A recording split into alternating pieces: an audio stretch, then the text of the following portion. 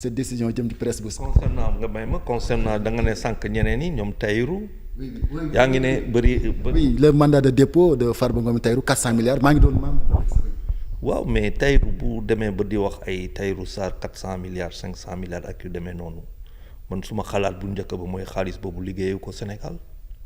marché bi daa tuuti pour nga am xaalis yooyu donc ça veut dire que feneen nga koy liggéey bu dee yaa ngi koy liggéey feneen mooy que xam nga ñeneen. bu dee xam nga ñeneen mooy que ñooñu mun nga leen associer ñu ñëw wax ak ñoo xamante ne ñoom la ñu war a waxal affaire yi gën a yomb. loo gis si looloo tax ma ne loo gis si ay xel nga koy teg ak quand j'ai entendu ñu ne Tahirou Sarr encore terrain ñu ne dafa tegaat encore di tegaat xaalis. voilà boo toogee nga xool loolu yëpp nga ne bon kii xaalis bi yow marché bi rek Sénégal mayu ko. maintenant nag boo dooree enquête tuuti nga xam ne que saa waay xëy na am na fa Zimbabwe par rapport à Robert Mugabe bu mu fa nekkee affaire yi bu muy metti si moom bu mu jëlee suuf tubaab bi porté ko plainte Zimbabwe war a fay. Zimbabwe war a fay tubaab yi xaalis bu dul jeex te amu ko mu am ku ñëw rachat de créance loolu moo si génnee Mugabe ñu fay tubaab yi léegi Mugabe lu muy def. Mugabe soit da lay jox suuf soit Mugabe jox la ay titres sur 25 ans tout dépend de xaalis boo ko jox dafa mel na nga jël exemple bu simple quoi Sénégal am na fi ay at yoo xamante ne DP World problème yu amoon fii su terrain yi patati lu mu tudd ak ñu ne dañuy ñëw depuis wët Karim Wade après Macky Sall gagné coow bi bëri fii gars yi bëgg a kase procès bi affaire bi ñu jël ko procès bi yóbbu ko Londres gars yi fëgg Sénégal 35 millions d'euros yow war a fay amuloo ko Sénégal lu mu def jël 600 hectares joxe. donc da nga jàpp ni c'est 400 milliards liggéey ko. ça veut dire. ci ñàkk doomu aadama. non waxuma loolu de. damay laaj. non waxuma loolu liggéey si moi man bokkuma si ñoo xamante ne dañuy nangul ay Dangote di nangul africains yi ay Dangote Tony Elumelu ñoom nga xam ne Nigéria président Obasanjo moo def liggéey si kaw conseil yu sénégalais te si sénégalais yu ko conseillé woon yooyu. bu fa bul bàyyi Tahirou ñooñu am lu ñu am tey mënuma nangu mu am ay milliardaires mu am tey ku mel ne Elon Musk ay multimilliardaires en dollars ma am ay lu mu tudd ay ñeneen ak ñeneen borom Amazon ak yeneen à travers le monde les Chinois et tout ñu am ba pare man ma koy bañal sumay mbokk mais ça veut dire que je suis méchant que je suis mauvais je dis que ce qu'il a comme argent bu mu ko tegee ci kaw table damay ne xëy na que kii lu ma gis nii le marché sénégalais est trop petit pour mu am loolu donc xaalisam am na ko feneen fu dul Sénégal. d'accord je comprends maintenant. xaalisam feneen la ko am fu dul Dakar am na xaalis Sénégal mais am na ko feneen fu dul Dakar mais bu amee xaalis feneen fu dul Dakar man ma xam loolu mais saa waay foog ma wax ak moom parce que kooku allié lay doon ci man allié lay doon et moi je suis convaincu que ce monsieur-là. Je suis convaincu que ce monsieur a des amis en Afrique, waxuma la sax des amis, des partenaires en Afrique, des partenaires en Asie, des partenaires en Amérique. Dans le monde. Et que donc ce monsieur-là, c'est quelqu'un avec qui il faut travailler. Alors, question boobu ñu teg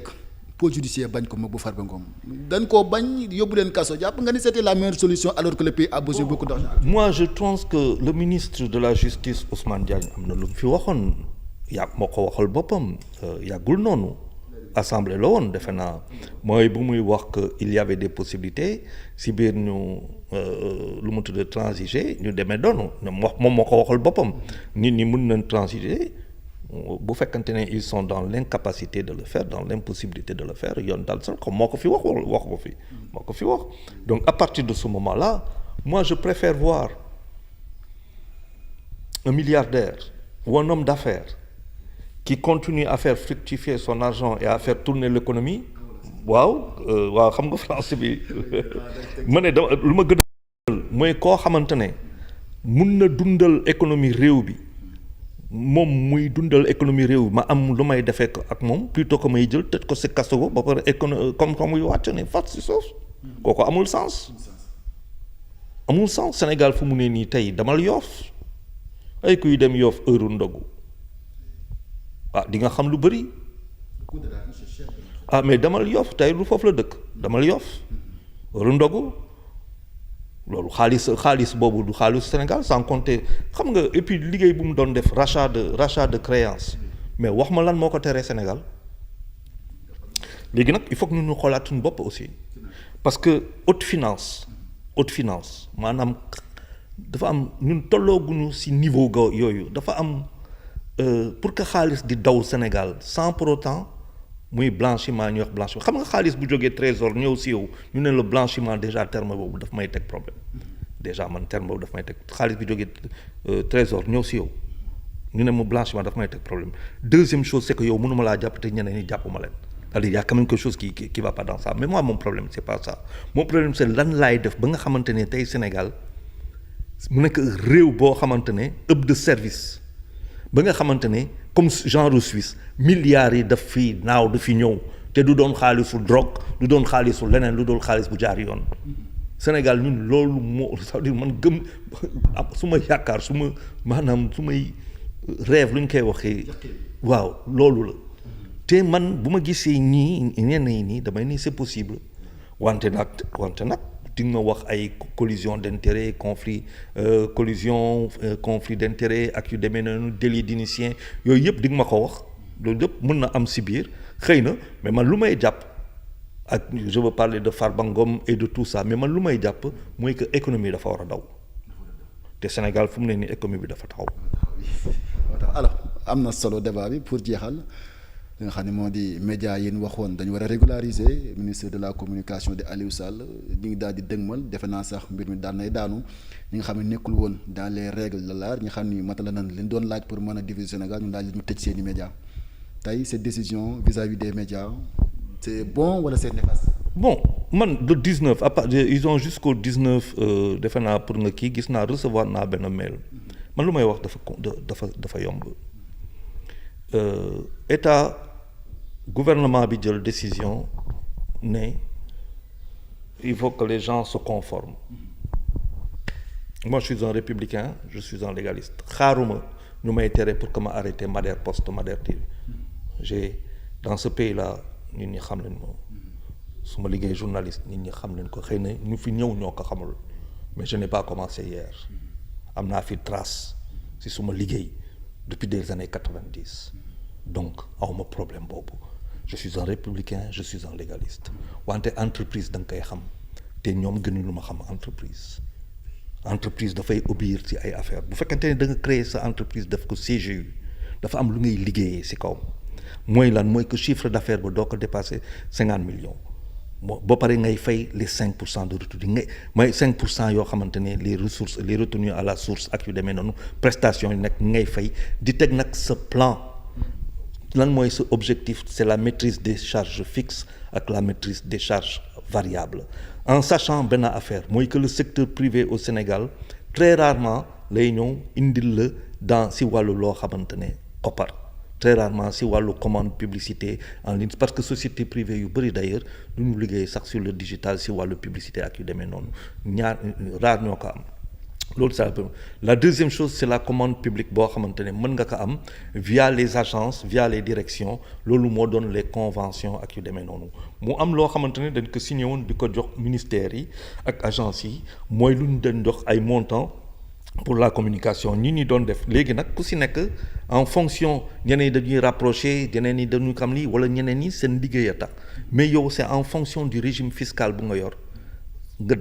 déclarer yor sa NINEA déclarer yor sa registre de commerce déclarer nga yor sa régime fiscal yor say nit mais état lan la mën a def mooy ñëw toog xool lu ngay def xool lu ngay liggéey ne la yow dama lay gunge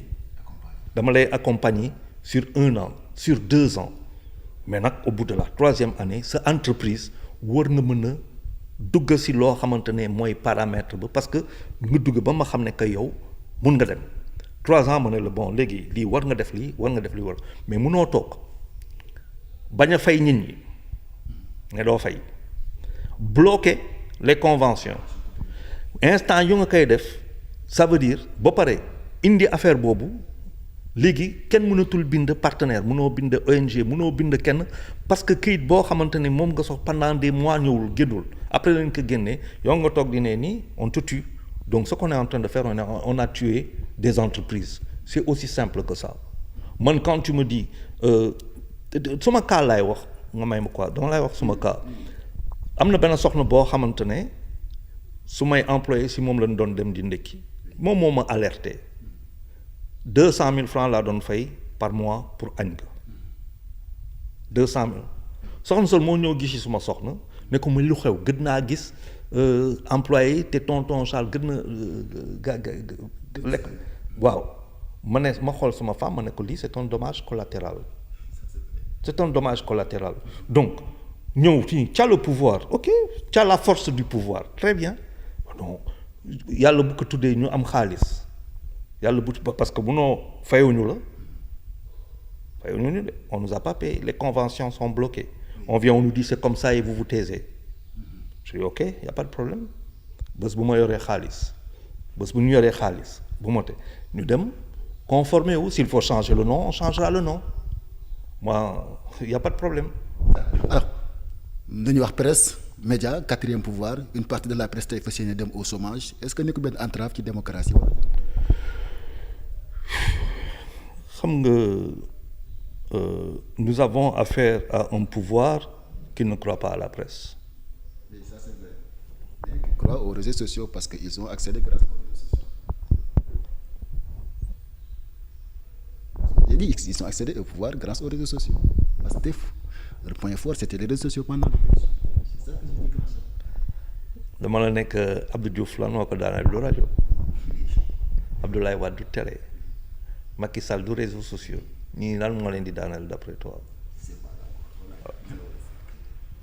du Marième Faye Sall dafa toog di jooy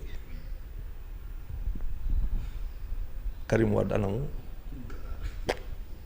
faut pas insulter l'avenir faut pas insulter l'avenir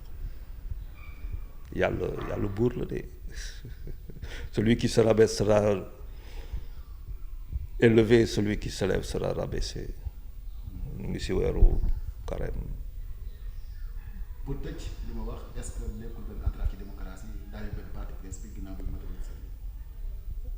benn affaire xam naa ko mooy que démocratie saaga bokku ci encore que saaga sax pour man c'est pas un problème man damay ne président kooku du ma ko wax sax président man premier ministre laa koy waxal ma ko wax président parce que je considère que le véritable patron de ce pays c'est le premier ministre moom laay waxal. nit ñi dañuy saaga buñ saagee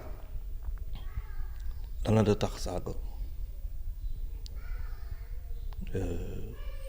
saaga man bokkuma si ñoo xamante ne dañuy saaga non bokkuma ci non duma bokk si ñuy saaga te yarewu noonu mais bu ñu fàtte que Sénégal asalaamaaleykum saaga law quand tu as le pouvoir tu n'es pas dans le détail tu es dans la posture tu es dans le compromis dynamique ñu bëri dañuy wax tey day won rek réew bi lan la produire suñu réew moo produire lii yenn waxi ni suñu réew moo ko produire dundin yu maanaam yu metti nit boo xam bu waxee rek ku wax feeñ loolu Sénégal moo ko produire donc nous sommes comptables quelque part de ça. Pas la peine d'envoyer en prison man musuma nangu que le premier ministre ñu ne doo bokk parce que dafa diffamer ça Mame Mbaye Niang pour moi c'était doo bokk présidentiel parce que diffamation tax c'est-à-dire c'est surréaliste quoi même nos lois là il faut les revoir c'est surréaliste quoi et puis quelqu'un qui insulte il insulte au moins il insulte c'est ça sort de sa poitrine et puis après ça va pour moi c'est pas ça le problème pour moi il y a des choses plus graves qui se passent quand tu attaques Gorée tu attaques ce que Senghor a construit l'intelligence Senghor a construit quand tu attaques Sëñ Ahmadou Bamba nga xamante ni si ñun ñëpp la son importance fii ak feneen quand tu attaques Talla Nder, waaw pour moi quand tu déconstruis comme ça, pour moi ça c'est bien plus pernicieux, dangereux que celui qui me regarde dans les yeux et m'insulte, parce que je sais que ça c'est pas un problème pour moi, mais celui qui pour moi voilà la gravité. Et ça a commencé au palais de la République, parce que c'est au palais que ce monsieur a commencé à dire des choses, au palais, de l'intérieur. Maintenant c'est de l'extérieur. C'est quoi le projet? Inch'Allah. am na solo véritablement c'est un débat que j'ai bien aimé ma lay sant la gërëm bàyyi la nga tàggatoo ak mbokku internet yi. waaw di la nuyu di la remercier bu baax a baax di nuyu ñëpp ñoo xamante ne di leen seetaan te di jéggalu bu fekkante ne tam am na loo xam ne wax naa ko te mënoon na demee mun naa gën a rafetal wax bi di nuyu ñëpp suñuy kilifa yi parce que soxla nañ leen tey lañ leen gën a soxla tey lañ leen gën a soxla ma tàmbale ko si Pire. demee ko Touba demee ko Kaolack Tivaouane Ndiassane demee ko yëpp mujjee ko suñu kër mooy suñuy monseigneur notre nouvel archevêque di ko nuyu bu baax a baax di ko ne ñu ñaanoon ñoom ñëpp parce que nag ñoom waxtu jot na de nañu wax maa ngi leen di si suuf lay tëdd di leen ko ñaan nañu wax ak seen njaboot yi parce que réer bi fu mu ne nii lu muy wax nii neexuma dara.